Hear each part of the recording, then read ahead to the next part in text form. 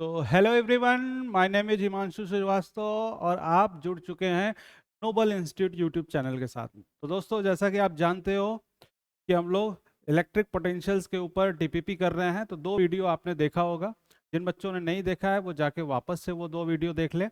आज हम लोग थर्ड वीडियो पे डीपीपी के बात करने वाले हैं। तो चलिए स्टार्ट करते हैं अपने सेशन को। ये अपना आज का पहला सवाल है। क्वेश्चन क्या है, थोड़ा सा मैं जूम कर दे रहा हूँ। क्वेश्चन है, in a region where E is equal to 0, the potential V varies with distance R s। जैसा कि आपको पता है कि जो V है वो क्या है, वो माइनस ई डी आर है, डी वी की वैल्यू। और अगर E की वैल्यू 0 हो जाएगी तो डी वी क्या हो जाएगा, 0 हो जाएगा। और डी वी 0 होने का मतलब पोटेंशियल हर जगह कांस्टेंट रहेगा। तो पोटेंशियल हर जगह कांस्टेंट रहेगा, कोई फर्क नहीं पड़ता आपके पास आर की क्या वैल्यू है। तो पोटेंशियल जो है वो इंडिपेंडेंट विथ आर हो जाएगा और इसकी वैल्यू जो है वो कांस्टेंट हो जाएगी। चलिए आगे चलते हैं अगले क्वेश्चंस की तरफ। नेक्स्ट क्वेश्चन देखते हैं। नेक्स्ट क्वेश्चन देखें आप, ये आपकी स्क्रीन पर है। The electron potential V as a function of distance x is given by. V के बारे में दिया हुआ है कि जो V है वो 5x² प्लस 10x माइनस 9 है। The value of electric field at x is equal to 1 क्या होगा। इलेक्ट्रिक फील्ड के बारे में बात किया गया है। तो जो E है that is the del V by del R होता है माइनस साइन के साथ। तो del V by del R या del V by del x कर लो आप, क्योंकि वेरिएशन x के साथ है। तो del V by del x कर लिया हम लोगों ने। तो V को x के साथ डिफ्रेंशिएट करेंगे तो ये वैल्यू आ जाएगी 10x और प्लस 10। और फिर उसके बाद x बराबर 1 पर आपको वैल्यू बतानी है, तो x की वैल्यू 1 पुट कर लेंगे। तो 10 और 10 20 हो जाएगा माइनस साइन के साथ। तो ये 20 वोल्ट अपने पास आंसर इसका हो जाएगा, 20 वोल्ट पर मीटर। ठीक है, तो 20 वोल्ट पर मीटर होगा। माइनस प्लस की बात नहीं है, एक ही ऑप्शन है, तो हम लोग ए पर ही चले जाएंगे। -20 कहीं पे भी नहीं है, ठीक है ना। अगर यहाँ पे -20 रहा होता तो आप उस पर जाते। ठीक है, चलिए नेक्स्ट क्वेश्चन पर आते हैं। ये क्वेश्चन देखिए, थोड़ा सा अच्छा है।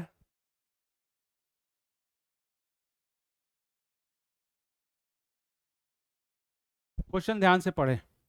इन एन अरेंजमेंट, थोड़ा सा मैं और जूम कर दे रहा हूं ताकि आप क्वेश्चन ध्यान से पढ़ लो, ऑप्शन बाद में देख लेना।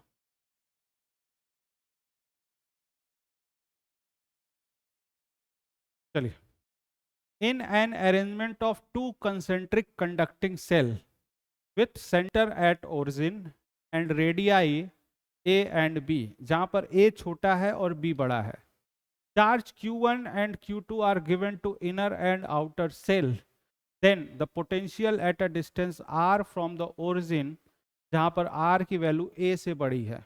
ठीक है, अच्छा अब देखें आप इसको जरा। अब इसको हम लोग डायग्राम बना ले पहले। ये हमारे पास एक बड़ा सा आर है और एक छोटा वाला है। ठीक है, सेंटर से ये दूरी है आर, ये भी रेडियस है, मगर ये जो वैल्यू है वो ए है और ये जो वैल्यू है वो बी है, क्योंकि ए छोटा है बी से। ठीक है, और इनर वाले को दिया गया है चार्ज Q1 और आउटर वाले को दिया गया है चार्ज Q2। तो इसके पास Q1 है चार्ज और इसके पास Q2 चार्ज है।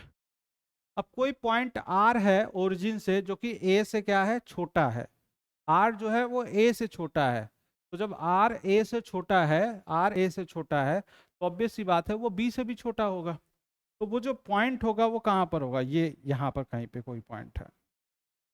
ये पॉइंट आर है, ठीक है। अब इस पॉइंट पर पोटेंशियल बताना है, चलिए इसका नाम रख देते हैं ए। तो पोटेंशियल ए पर बताना है कि ए पर पोटेंशियल क्या होगा, ए पर पोटेंशियल क्या होगा, ठीक है। चलिए देखते हैं ए पर पोटेंशियल क्या होगा।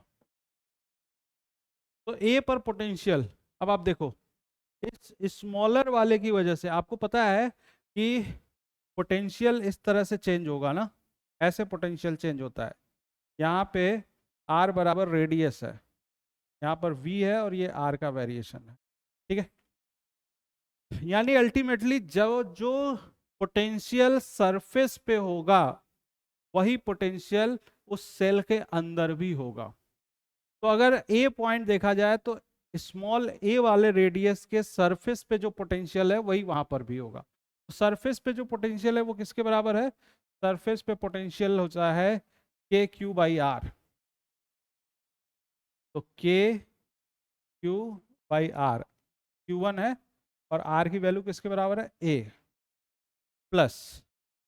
अब Q2 के लिए अगर आप देखें, Q2 के लिए तो Q2 के लिए जो सरफेस है वही इनर वाला हिस्सा भी है। तो Q2 वाला सरफेस पे पोटेंशियल हो गया के Q2 बाई बी। तो के Q1 बाई ए और के Q2 बाई बी ये हो जाएगा पोटेंशियल एट ए। तो के Q1 बाई ए और के Q2 बाई बी ये हो गया पोटेंशियल ए, ठीक है। तो मेरे ख्याल से चीज़ें आपको क्लियर होगी इस पर्टिकुलर क्वेश्चन में हम लोग कैसे आगे बढ़ रहे हैं। अगला सवाल देखें आप।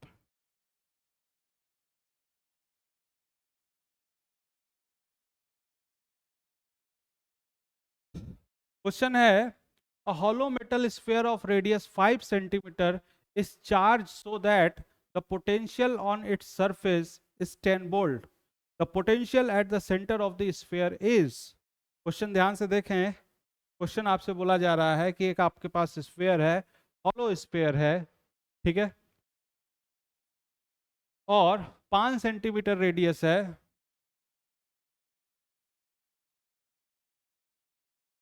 Potential on its surface, surface पर पोटेंशियल 10 वोल्ट का है। तो potential at the centre of the sphere, metal है, ध्यान रखिएगा मेटल है, तो मेटल पे जो सरफेस पर होगा वही अंदर भी होगा, इनसाइड भी होगा। तो आंसर क्या हो जाएगा, 10, 10 वोल्ट। आंसर क्या हो गया, 10 वोल्ट। तो जो सरफेस पे होगा वही कहाँ होगा, अंदर भी होगा, ठीक है। अगला सवाल।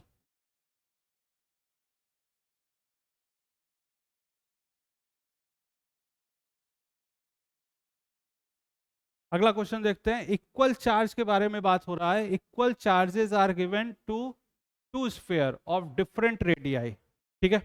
अब देखो ये बहुत ही अच्छा सवाल है। ये आपके पास टू रेडियाई हैं डिफरेंट रेडियस के, द पोटेंशियल विल बी, ये है और एक ये है।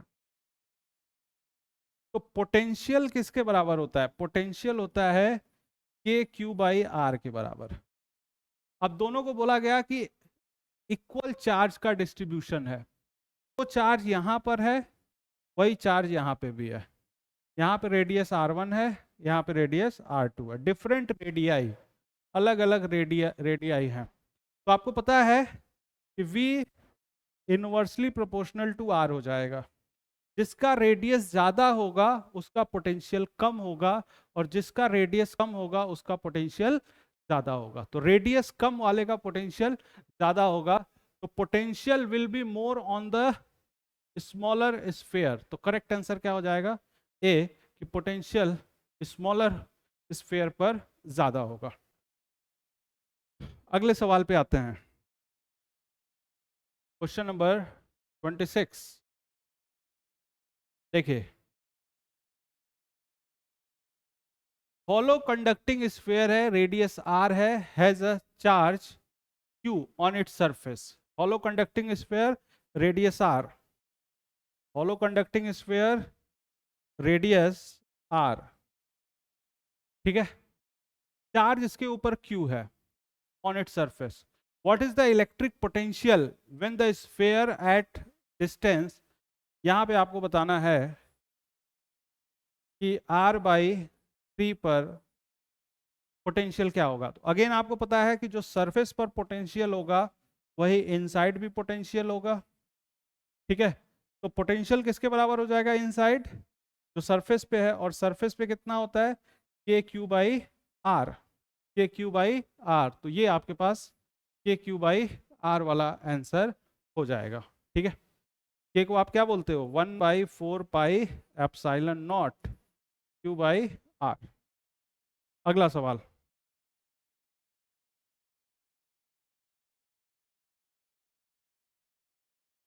ध्यान दे जरा।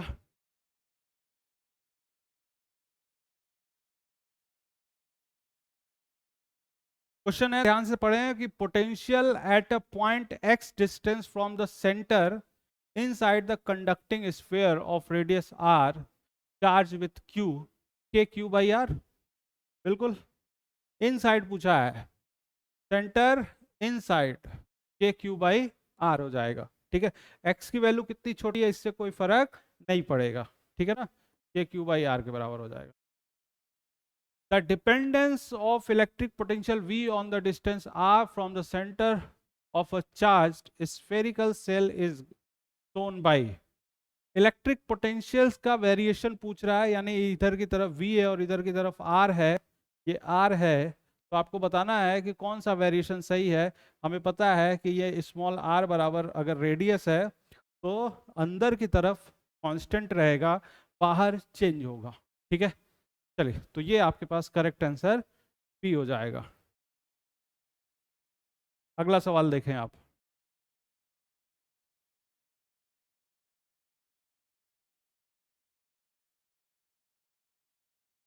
थोड़ा सा मैं जूम और कर दिया। If 4 into 10 to the power 20 EV energy is required to move a charge of 0.25 coulomb between 2 points, then what will be the potential difference between them।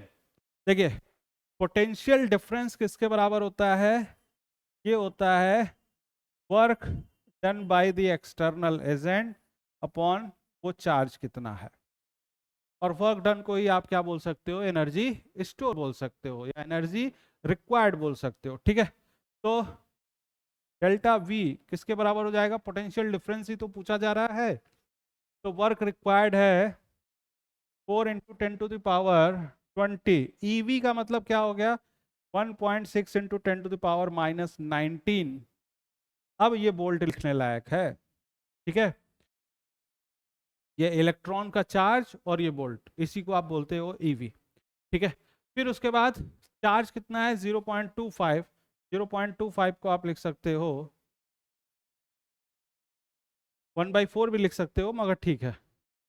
तो ये इधर जाएगा, इसके साथ तो 16 हो जाएगा ना, 16 और 16 256 होते हैं, ठीक है।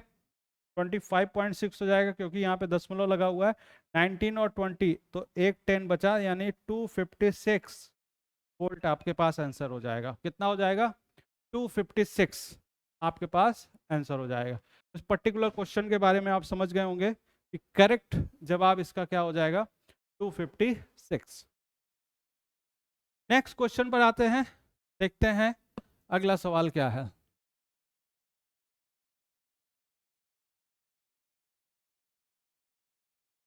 चलिए अगला सवाल,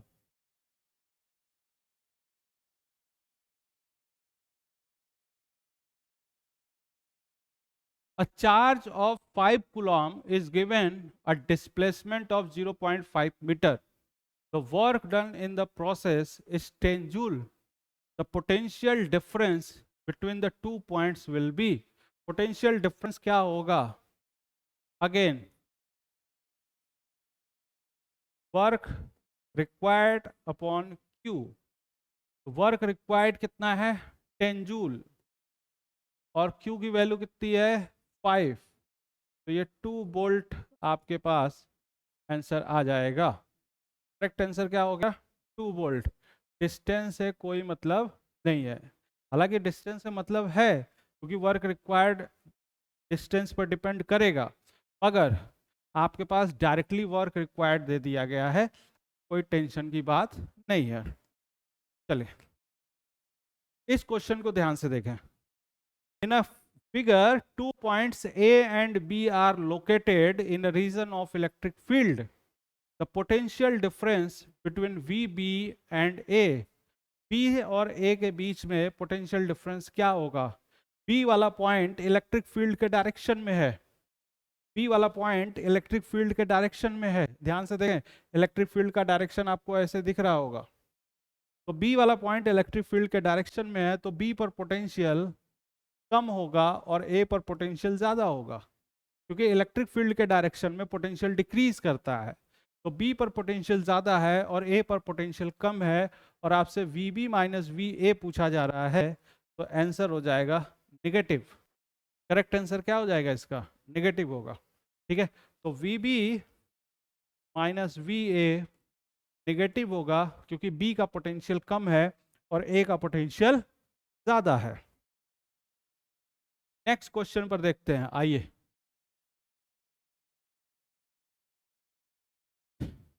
next question, consider the region of electric field as shown in the figure.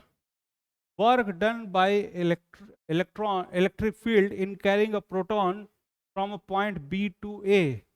B से A ले जाने में, ध्यान दीजिए, वर्क रिक्वायर्ड, तो VA माइनस VB जो होता है वो work required from B to A upon Q होता है। ठीक है, B से A ले जाने में, तो VA और VB के बीच का पोटेंशियल कितना है? VA पर 10 है, VB पर 20 है, तो डिफरेंस आ जाएगा -10 का। Q की वैल्यू कितनी है? Q चार्ज के बारे में बोला जा रहा है, Q चार्ज प्रोटॉन है, तो प्रोटॉन का चार्ज कितना होता है? वही होता है जो इलेक्ट्रॉन का होता है, 10⁻⁻19। ये हो जाएगा B से A ले जाने में। तो ये आंसर कितना आ गया? ये आंसर आ गया B से A ले जाने में 1.6 इंटू 10⁻⁻18 जूल, ये वर्क रिक्वायर्ड हो जाएगा। 1.6 इंटू 10⁻⁻18 जूल, सबका यूनिट जूल कर लेंगे आप। ठीक है, तो ये हमारे पास ये क्वेश्चन होगा। तो मेरे ख्याल से चीज़ें समझ में आ रही होंगी कि हम लोग कैसे आगे बढ़ रहे हैं। फॉर्मूला देखें आप, पोटेंशियल गिवन है, पोटेंशियल लिखें, 4 से मल्टीप्लाई करें, वर्क डन आपके पास हो जाएगा। नेक्स्ट क्वेश्चन देखें।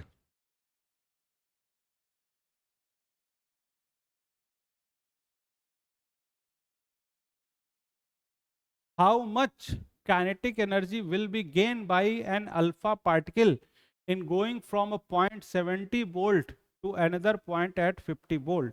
ध्यान से समझिए, उतनी ही एनर्जी बढ़ेगी जितना वर्क डन होगा। सिंपल सी बात है, change in kinetic energy work done के बराबर होने जा रहा है कंजर्वेशन के हिसाब से।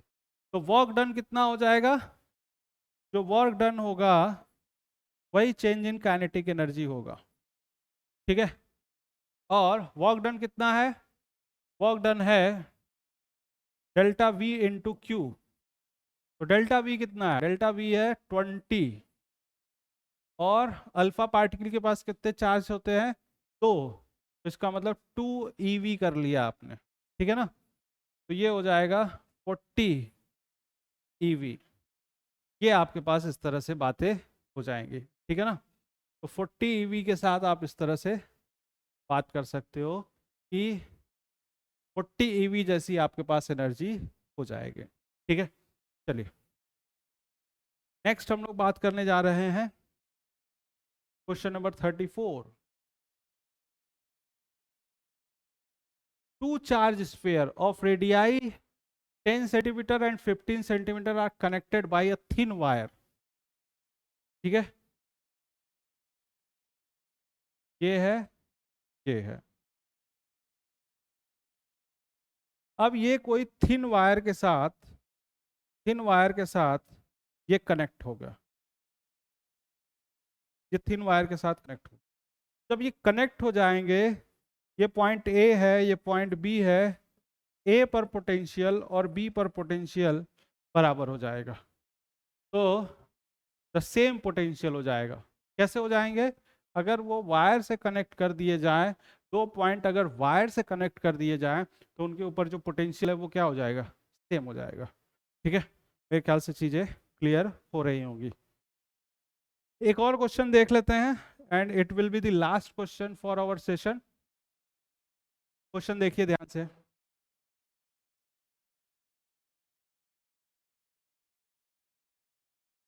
A hollow conducting sphere is placed in the electric field produced by a point charge P as shown in the figure. Let VA, VB, VC be the potential at point A, B, C respectively. देखो आप जरा ध्यान से, A B C surface पर है ना, तो जो सरफेस पे पोटेंशियल होगा वो किसके बराबर होगा? इक्वल होंगे। ए बी सी तीनों पॉइंट पर पोटेंशियल बराबर होगा, तो सही जवाब जो है वो डी हो जाएगा। 35 का करेक्ट आंसर क्या हो जाएगा? डी हो जाएगा। तो हम लोग अपने सेशन को यहीं तक कंप्लीट करते हैं। बाकी हम लोग नेक्स्ट वीडियो में कैपेसिटर और कैपेसिटेंस के बारे में बात करेंगे, क्योंकि हमारा इलेक्ट्रिक पोटेंशियल वाला टॉपिक कंप्लीट हो चुका है, उसके ऊपर हम लोगों ने डीपीपी भी कर लिया है। तो चलिए मिलते हैं नेक्स्ट सेशन में और अपनी कहानी को आगे बढ़ाते हैं। तब तक के लिए goodbye, have a nice day, thank you very much.